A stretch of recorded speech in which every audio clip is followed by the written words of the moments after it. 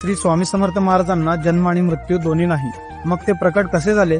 प्रकट दिनाचा हा इतिहास तुम्हाला माहित नसेल तर हा व्हिडिओ पूर्ण बघा. श्री स्वामी समर्थ महाराज हे आंध्र प्रदेशातील श्रीशैल जवळ असलेल्या कर्दळी वनातून प्रकट झाले. 1459 साली श्री नरसिंह सरस्वती स्वामी महाराज यांनी गाणगापुरास निर्गुण पादुका स्थापन केल्या व त्यानंतर श्रीशैल यात्रेचे निमित्त साधून ते कर्दळी वनात अदृश्य झाले. याच कर्दळी वनात सुमारे 300 ते 350 वर्ष महाराजांनी कठोर तपश्चर्या केली. या काळात मुंग्यांनी त्यांच्यावर वारुळ रचले. एक लाकूड तोडत असताना त्याची कुऱ्हाड ही या वारुळावर पडली आणि त्या वारुळातून रक्त वाहू लागले.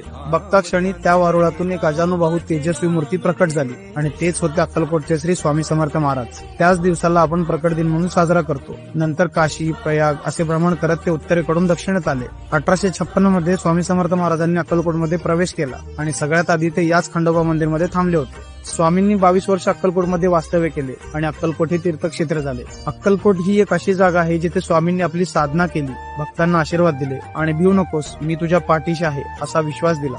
तुम्हाला कधीही वेळ मिळाला तर एकदा अक्कलकोटला नक्की भेट द्या, कारण स्वामींच्या दर्शनाच्या वेळी एक वेगळीच आध्यात्मिक ऊर्जा जाणवते, जी शब्द